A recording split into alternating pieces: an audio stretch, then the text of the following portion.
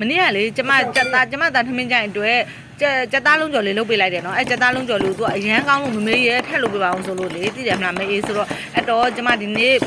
ကြက်ရင်မုံလေးတွေပဲဝဲလာတယ်ပြီးတော့ကျမနုံဆင်းတယ်နုံဆင်းပြီးတော့ကျမစားလေးရယ်ချုံမုံလေးရယ်နောက်ပြီးကြတော့ပဲကံပြားရည်လေးရယ်ပေါ့နော်အဲ့ဒါလေးတွေနဲ့ပဲကံပြားလေးတွေလည်းထည့်တယ်ပြီးလို့ရှင်ငေကောင်းမုံပေါ့နော်ငေကောင်းမုံလေးမှုေးသွားလို့ငေကောင်းမုံလေးပါထည့်ပြီးတော့နေထားပါတယ်ပြီးလို့ရှင်ဂျင်းကိုထောင်းမလဲပြီးရောဂျင်းရည်လေးညှစ်ပြီးတော့ထည့်တယ်ဂျင်းရည်လေးညှစ်ထည့်တယ်ပြီးတော့ကြတော့ကျမကြက်ဥလည်းထည့်တယ်ပေါ့နော်ထဲကိုကြက်ဥထည့်တယ်ကြက်ဥနဲ့ထည့်နေလိုက်တယ်နေပြီးသွားတဲ့အခါမှာကျမအကြော်မှုတ်ပေါ့နော်ကျမကတော့ရွှေလေးပြာအကြော်မှုတ်သုံးတယ်အခြားအကြော်မှုတ်တွေလည်းသုံးလို့ရတယ်ကျမတော့ရွှေလေးပြာအကြော်မှုတ်ကိုပဲသုံးပါတယ်ရှင်ရွှေလေးပြာအကြော်မှုတ်ကကြတော့ကျမသုံးတာအဆင်ပြေတယ်ပေါ့နော်အဲ့ဒါကြောင့်မို့ရွှေလေးပြာအကြော်မှုတ်နဲ့နေပြီးသွားလို့ရှင်စစ်စီလေးဖြစ်သွားအောင်ပေါ့နော်နေပြီးသွားလို့ရှင်ကျမကြော်ပါတယ်เนาะ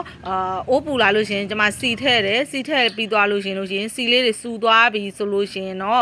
ကျမကြက်သားလုံးအနေတော်လေးတွေပေါ့เนาะထည့်ကြော်လိုက်ပါတယ်ကြက်သားလုံးလေးတွေရွှေရောင်တန်းလာပြီဆိုရင်เนาะဟိုဘက်ဒီဘက်လှန်ပေးရပါတယ်เนาะရွှေရောင်တန်းလာပြီဆိုလို့ရှင်ဟိုဘက်ဒီဘက်လှန်ပေးရတယ်ပြီးလို့ရှင်တော့လုံးဝဟိုဘက်ဒီဘက်ရွှေရောင်တန်းတာဟိုဘက်ဒီဘက်ညီးသွားပြီဆိုလို့ရှင်เนาะဆယ်လို့ရပြီပေါ့เนาะအရန်ကိုမှုေးတယ်ကြက်သားလုံးကျော်ပေါ့နော်အိမ်မှာလိုက်လှုပ်စားလို့ရတယ်ကျမသားကတော့အရန်ကြိုက်တယ်ကျမယောက်ျားလည်းကြိုက်တယ်ကျမတို့တိန်သားလုံးအရန်ကြိုက်ကြတယ်ဒါဆိုင်မှာဝယ်စားတာထက်ကွနကိုလှုပ်စားတာပို့ပြီးတော့တန်တယ်ပေါ့နော်ပို့ပြီးတော့တန်တယ်ကြက်ရင်မုံဆိုလို့ရှင်ကြက်ရင်မုံတချမ်းဆိုလို့ရှင်ဘယ်လောက်မှမပေးရဘူးအများကြီးရတယ်ပေါ့နော်အခုတော့ကျွတ်ရွမှုေးကြိုင်လန်းဆန်းရှာပေါ်မှာစိမ့်ပြီးတော့လေစွဲနေတဲ့ကြက်သားလုံးကျော်လေးပါရဲ့ရှင်